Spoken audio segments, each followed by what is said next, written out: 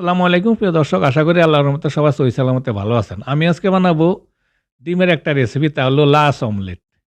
এই অমলেটটা আপনারা নাস্তার সাথে অথবা টিফিনের সাথে খাইতে পারেন। খুবই মজার একটা রেসিপি। দুধ এবং ডিম দিয়ে রেসিপিটা বানাইছি। বানানো খুবই সহজ আর খাইতে কিন্তু অত্যন্ত মজা। আশা করি সাথে থাকবেন এবং পুরো রেসিপিটা দেখবেন। তাহলে চলুন রেসিপিটা দেখে নেই। এখানে একটা বাইরেক্স আমি বড় সাইজের ৩টা ডিম নিয়ে নিয়েছি। আপনারা চাইলে কিন্তু ডিম আরও বেশিও নিতে পারেন, ডিমের পরিমাণটা। এবার আমি একটা উস দিয়ে ডিমটা একটু মিক্স করে নিব। আপনারা এই কাজটা কাঁটা চামচ দিয়েও মিক্স করে নিয়ে নিতে পারেন। এবার দিয়ে দিলাম কোয়াটা চা চামচ লবণ। স্বাদ মতো লবণ দিয়ে দিবেন। এবার আবার একটু ভালো করে মিক্স করে নিব। এত বেশি মিক্স করার প্রয়োজন নেই যাতে ফেনা ফেনা হয়ে যায়। জাস্ট একটু ভালোভাবে মিক্স করলেই চলবো। এবার আমি ডিমগুলা একটা মেজারমেন্ট কাপে উঠিয়ে নিব। মেজারমেন্ট কাপে উঠিয়ে নিয়ে যতটুক ডিম ততটুক দুধ দিব। এইজন্য আপনারা ৫টা ৬টা ডিম নিলে দুধও ততটুকু পরিমাণ দিবেন। আমি একটু কম করে নিছি, ৩টা ডিম নিছি। আমার ১.৫ কাপ ডিম হইছে। ১.৫ কাপ দুধ আমি এতে এড করব। নিয়ে নিলাম ১.৫ কাপ গরুর দুধ। এই গরুর দুধটা আমি কিন্তু জাল করে একটু ঘন করে নিছি। এবার আমি ডিম আর দুধ ভালো করে আবার একটু মিক্স করে নিব। ভালো করে মিক্স করে নিয়ে এবার আমি অন্য একটা বাটিতে নিয়ে নিব। ছোট একটা বাটি নিয়ে নিলাম। এই বাটিতে আমি ডিমগুলা কিন্তু অমলেট করে নিব। এই বাটিতে কিছুটা একটু তেল দিয়ে দিলাম। আর একটা ব্রাশ দিয়ে নিচে এবং সাইডে ভালো করে তেলটা লাগিয়ে নিব, যাতে আমার অমলেটটা হওয়ার পরে ইজিভাবে উঠিয়ে আনা যায়। এবার আমি ডিমের মিশ্রণটা দিয়ে দিব বাটিতে। ডিমের মিশ্রণটা দিয়ে আমি চুলাতে চলে যাব।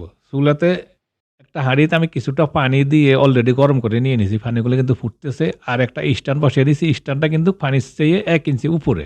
পানিটা স্ট্যান্ডের চেয়ে ১ ইঞ্চি, পানি স্ট্যান্ডের চেয়ে ১ ইঞ্চি নিচে রাখতে হবে। এবার আমি একটা ঢাকনা দিয়ে দিলাম। আর একটা লং দিয়ে ঢাকনার ছিদ্রটা বন্ধ করে দিলাম। আপনারা একটু ভারী ঢাকনা দেওয়ার চেষ্টা করবেন। এইভাবে চুলার হিটটা আমি এবার মিডিয়াম লো করে দিব। মিডিয়াম লো করে দিয়ে ২০ মিনিটের মতন আমি ভাপ দিয়ে নিচ্ছি ডিমগুলা। চলে আসলাম ২০ মিনিট পর। আমার ডিমের অমলেটটা কিন্তু হয়ে গেছে। এর মাঝে কিন্তু কোনো রকমের ঢাকনা খোলা যাইব না। একটা কাঠি দিয়ে চেক করে নিলাম, কাঠিটা পরিষ্কার হয়েছে। তার মানে আমার অমলেটটা ভালোভাবে হয়ে গেছে। এবার আমি উঠিয়ে নিয়ে রেখে দিব ঠান্ডা হওয়ার জন্য। ২০ মিনিটের ভিতরে ঢাকনা খুলবেন না, তাহলে কিন্তু স্টিমটা বাড়িয়ে দেয়, পারফেক্টভাবে অমলেটটা হইব না। ঠান্ডা হওয়ার পরে চলে আসলাম। এবার আমি অমলেটটা উঠিয়ে নিব। সাইডটা একটু আলগা করে ছাড়িয়ে নিলাম।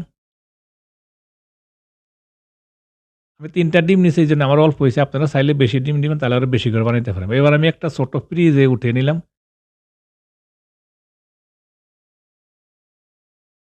দেখুন কেমন একটা সুন্দর, দেখতে কিন্তু ছানার মতন, দুধের ছানার মতন হইছে দেখতে।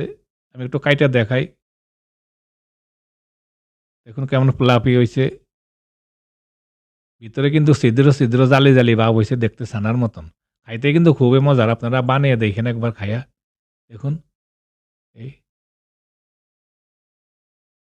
এবার আমি উপরে সুন্দর দেখানোর জন্য দিয়ে দিলাম ৩টা রাসবেরি। আপনারা এখানে যেকোনো কিছু দিতে পারেন। কিশমিশ দিতে পারেন অথবা ধনিয়া পাতা, পুদিনা পাতা দিতে পারেন অথবা আঙ্গুরও দিতে পারেন। হয়ে গেছে আমার রেসিপিটা। আশা করি রেসিপিটা আপনাদের ভালো লাগবে। রেসিপিটা আপনারা ট্রাই করবেন। ট্রাই করে জানাবেন কমেন্টে কেমন হয়েছে। যদি রেসিপিটা ভালো লাগে প্লিজ একটা লাইক এবং একটা কমেন্ট করবেন। আর প্লিজ আমার চ্যানেলটা সাবস্ক্রাইব করবেন। প্লিজ সবাই ভালো থাকুন, সুস্থ থাকুন। আল্লাহ হাফেজ।